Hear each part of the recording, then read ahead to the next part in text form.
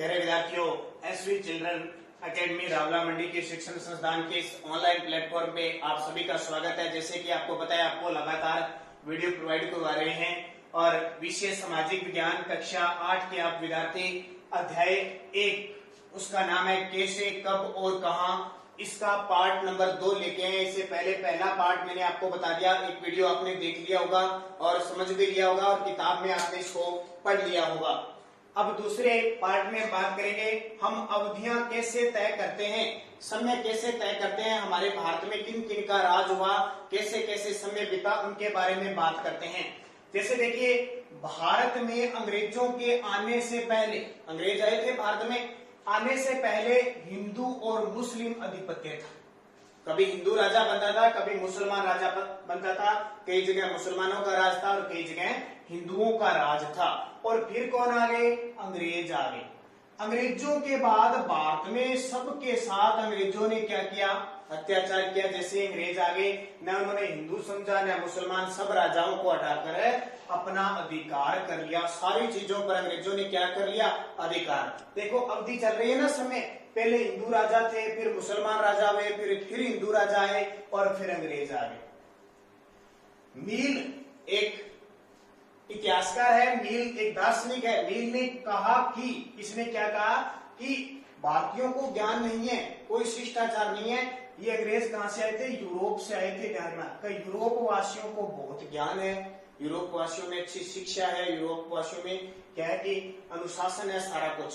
इस मील ने कहा कि भारतीयों को ज्ञान, शिष्टाचार, कला सिखाने के लिए अंग्रेजों को भारत पर कब्जा करना चाहिए।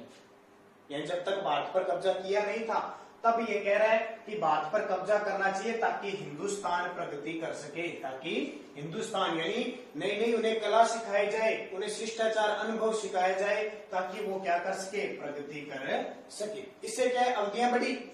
भारत के इतिहास को 3 भागों में बांटा जाता है। कितने भागों में? 3।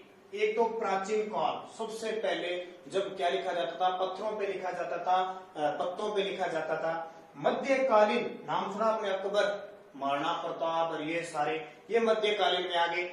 और फिर आता है आधुनिक। आज जो है ना, आधुनिक, जब अंग्रेजों ने अधिकार किया, अंग्रेजों को हमने हराया, महात्मा गांधी, ये सारा क्या है? आधुनिक काल है।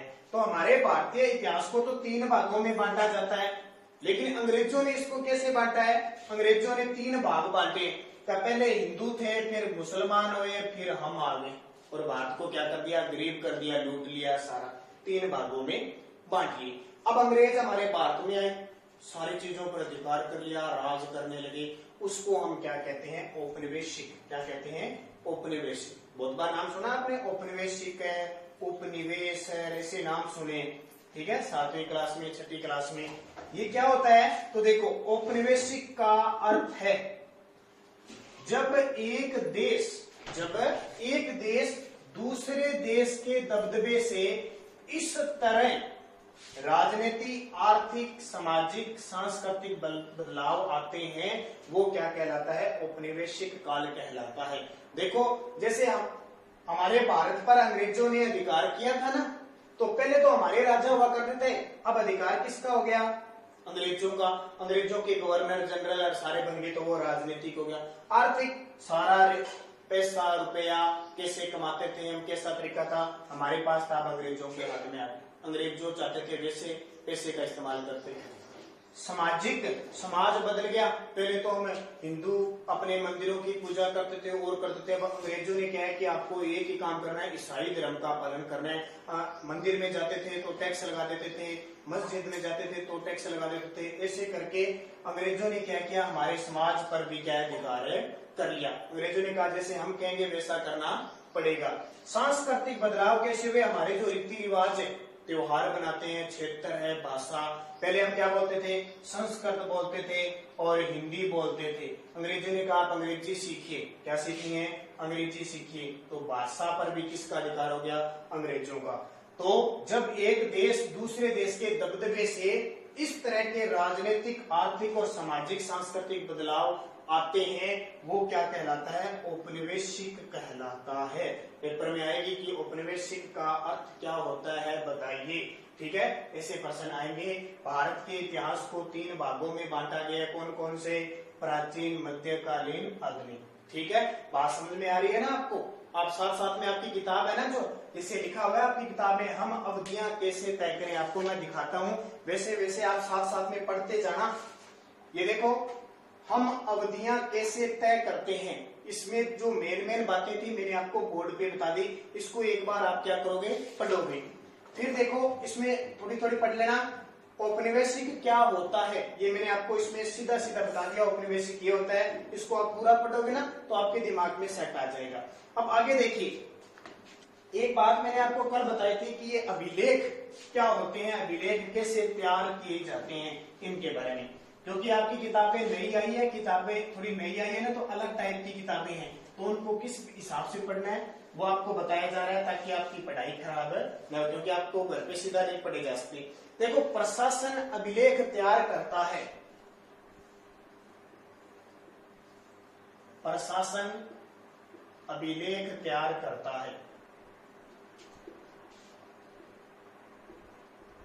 हर प्रकार के रिकॉर्ड आपने देखा होगा, कभी पटवारी के पास बहुत सारी किताबें होती है, लेखा जोखा लिखा होता है, कोई पुलिस थाना होता है उसमें अलमारियां भरी होती है, स्कूल के अंदर जो ऑफिस है उसके अंदर बहुत सारी किताबें होती है, आपके टेस्ट वगैरह की कॉपी, वो सारे जहां रखे जाते हैं वो अभिलेखागार कहलाते हैं, लिखे हुए सारे। ठीक है, तो प्रशासन का मतलब होता है, जैसे हमारा स्कूल है तो हमारे प्रिंसिपल जी है, हमारे टीचर है, उनकी समिति बनी है, उनका वो प्रशासन है। तहसीलदार होता है, तहसील में वो उसका प्रशासन है, जिले का जिला कलेक्टर है, राज्य का सारी पुलिस व्यवस्था ये किसमें आती है? प्रशासन। ठीक है, प्रशासन होती है।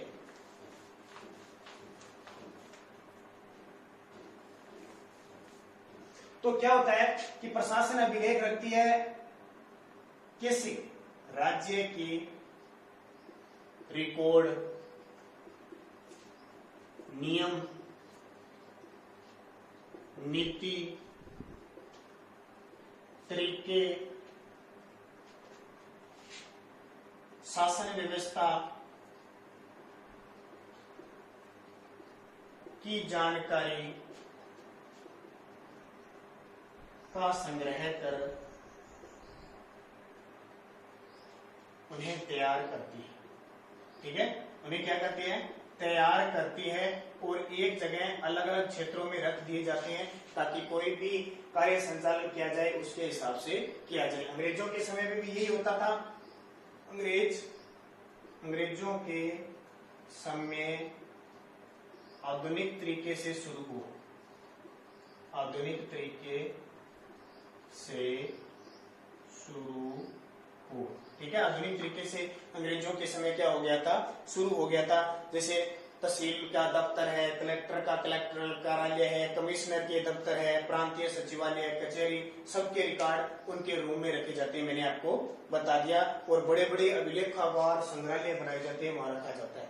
आज आपने बीकानेर में जूनागढ़ दुर्ग है, बहुत बड़े बड़े दुर्ग है ना, वहां जाके देखो, आपको राजा महाराजा के, अंग्रेजों के अलग अलग चीजें मिल जाएगी। कहीं हथियार पड़े हैं, कहीं लिखे हुए ग्रंथ पड़े हैं, बहुत सारा रिकॉर्ड पड़ा हुआ है। आज आप तहसील में जाना, पुलिस थाने में जाना, अपने स्कूल में देख लेना, बहुत सारे ऐसे अलमारियों में पड़े होते हैं ना, वो सारे क्या होते हैं? रिकॉर्ड रखे जाते हैं, भी कब भी जरूरत पड़े इनको प्रयोग में किया जा सकता है। तो ये सारी बातें जैसे आजकल कंप्यूटर में टाइप करके रख देते हैं ना, ऐसे रखा जाता है। तो ये बातें आपको याद रखनी है। भारतीय राष्ट्रीय जो अभिलेखागार है वो 1920 में स्थापित हुआ था, हमारे दिल्ली के अंदर है। जैसे हमारे राजस्थान में बीकानेर के अंदर है, बीकानेर में अभिलेखागार में बहुत सारी किताबें और वगैरह सारा कुछ उसमें रखा हुआ है।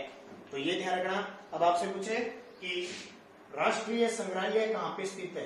राष्ट्रीय अभिलेखागार, अभिलेखागार उसमें बहुत सारी किताबें वगैरह सारी प्राचीन समय के ग्रंथ पड़े होते हैं वो। और संग्रहालय पूछे कहाँ पे है? तो ये कहाँ पे है? हमारा दिल्ली के अंदर है। और कब स्थापित हुआ? 1920 में स्थापित हुआ। सारी आपकी किताबें देख लेना, मैं आपको चित्र दिखा देता हूँ। ये राष्ट्रीय संग्रहालय है दिल्ली का, ये चित्र देख लो आप बढ़िया तरीके से, ताकि आपके समझ में आ जाए। आपकी किताब में भी दिया हुआ है, इसको देखना। भारतीय राष्ट्रीय अभिलेखागार 1920 के दशक में ये बना गया था। ठीक है, तो इस तरह क्या है कि ये चीजें सारी आपको याद रखनी है। फिर क्या होता है, धीरे धीरे क्या है, और सर्वेक्षण होते गए। नई नई खोजें होती गई, जैसे मानव शास्त्र की, भूगोल शास्त्र की, दर्शन शास्त्र की खूब सारी हुई। तो अब आगे हम बात करेंगे अगले अध्याय में और क्या क्या इस इतिहास की जानकारी मिलती है, कैसे क्या हुआ, जैसे 1857 की क्रांति वगैरह, तब तक आपको इन किताबों में पढ़ना है।